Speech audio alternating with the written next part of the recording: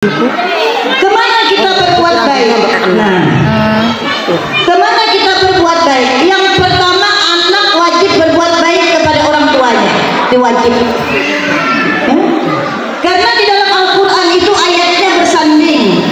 Dalam Al-Quran itu ada beberapa ayat bersanding. Ati Allah wa atiur Rasul. Taatlah kepada Allah dan taatlah kepada Rasul. Kalau kita taat kepada Allah tapi kepada Rasul kita tidak taat, maka ketaatan kepada Allah ditolak. Begitu juga sebaliknya. Kemudian aqimi shalah wa atuz zakat. Dirikan salat, tunaikan zakat. Barang siapa yang salat tapi tidak berzakat, maka salatnya ditolak. Barang siapa yang berzakat kemudian tidak salat, ya, maka zakatnya ditolak. Jadi dirikan salat, tunaikan zakat. Yang ketiga, anishkur walidayk. Bersyukurlah kepadaku dan kepada kedua orang tua. Kita bersyukur kepada Allah. Bila datang nikmat kita bersyukur kepada Allah. Tetapi kepada kedua orang tua kita durhaka, maka syukur kepada Allah ditolak. Berkata ah aja tidak boleh dengan orang tua. Berkata ah tidak boleh, apalagi menjawab, menjelaskan. Begini Bu, saya mau menjelaskan dengan Ibu tuh biar dia paham, biar dia tahu orang tua yang sudah umurnya itu lansia tidak perlu ditekan dengan pemahaman. Cukup faliyakul khairan aw liyasmut, ya, berbicara yang baik-baik saja atau lebih baik diam. Dengan orang tua, maka taatlah kepada orang tua. Begitu juga dengan mertua.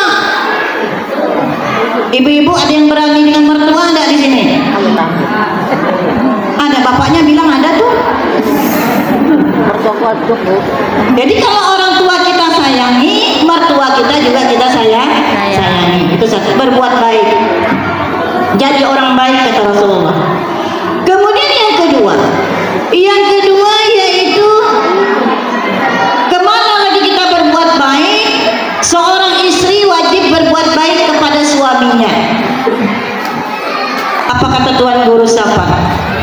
Demikian sabda Rasulullah kepada anaknya Siti Fatimah, dengan suami jangan membantah, mana suruhnya jangan menyumpah.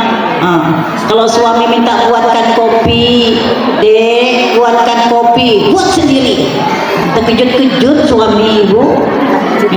Ada ibu-ibu yang begitu? Alhamdulillah. Memandang suami manis dan masam, dipanggilnya segera jangan kau diam. Jikalau engkau bermuka masam, di akhirat nanti mukamu hitam. Jadi nanti ibu bermuka masam aja tidak boleh dengan suami. Pulang nanti ibu-ibu ke rumah, ibu senyum aja dengan suami ibu. Jangan bermuka masam. Nanti mukamu hitam. Kemudian yang ketiga yaitu seorang suami itu harus berbuat baik kepada istrinya. Jadi hadapnya sini ya. Seorang suami harus berbuat baik kepada istrinya. Apa kata Tuan Guru Sapa di dalam kitab syair ibaratnya? Demikian engkau hai laki-laki, perlahan-lahan menyuruh istri, janganlah gusar dan memarahi, ikuti laku baginda Nabi. Tak boleh marah-marah. Bapak-bapak kita ini pemarahan enggak, Bu? Pemarahan. Jangan pemarahan ya Pak. Apa kata Rasulullah? Jangan marah. Karena kalau engkau marah timbul urat di lehermu ini, itulah cap Allah dari neraka. Jadi ibu-ibu kalau bapaknya marah jangan dilawan, lihat aja lehernya. Ada tak cap Allah dari neraka?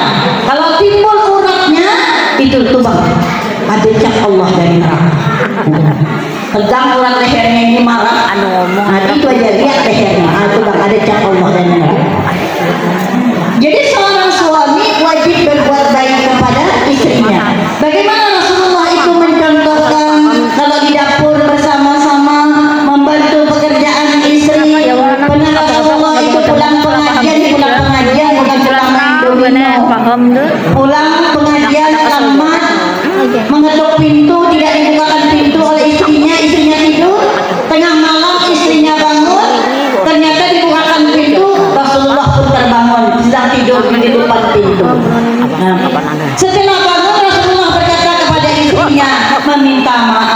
akhirnya terlambat pulang. Sekarang kalau bapak-bapak yang ada di sini nyong ngomong orang ngomong anak pelagian lama ini kalau misalnya dia ketok pintu itu tidak ibu bukakan, apakah dia tidur di luar Bu? Tidak. Kalau ibu tidak bukakan pintu, apa yang terjadi Bu? Marah. Jadi ikuti laku baginya Nabi seperti itu. Rasulullah langsung meminta maaf. Yang ketiga, yang keempat, seorang tua harus berbuat baik kepada anak, karena orang tua ini mencontohkan kepada anak. Kalau misalnya anak kita suruh sholat, ya, din, sholat, tapi bapaknya dilihatnya di simpang tempat main domino. Tidak tahu anak sholat. Ada bapak kita yang suka main domino, Bu. Aduh. Jadi kalau anak mau sholat, tentu bapaknya sholat. Apa Yanti pergi sholat, mamanya sibuk juga untuk main TikTok. Ya, kalau ibunya 1 kali main TikTok, anaknya 10 kali main TikTok. Makanya apa yang dilakukan oleh orang tua itulah yang dicontoh oleh anak. Sebagai contoh, ibu misalnya beli kursi baru, anak kita langsung lompat. Kita marah, jangan, itu kursi baru untuk nanti lebaran, nanti kepala desa datang, nanti ibu ketua muslimat NU datang, itu kursinya, kalian jangan main di situ. Ternyata setelah kita tua Bu, kita tinggal di rumah anak beli kursi baru, kita langsung duduk di situ, kita sudah uzur, apa kata anak kita? Mama jangan duduk di situ, mama kadang-kadang kencing tidak merasa, lalu suruh mama pindah. Kira-kira tersinggung atau tidak? Tersinggung. Tapi siapa yang mengajari? Ibu yang mengajari sewaktu dia masih kecil. Terasa ya. Jadi berbuat baik kepada anak itu bukan hanya memberikan makan, tapi memberikan contoh tauladan, apa yang baik dan apa yang tidak baik, apa yang benar dan apa yang tidak benar. Contoh didikan kita yang salah. Anak jalan, ini anak kecil masih ibu, jalan tahu-tahu numbur meja. Nih, harusnya kan dikasih tahu sama anak itu meja jangan ditumbur, tapi tidak, mamanya langsung pukul meja. Inilah meja nakal.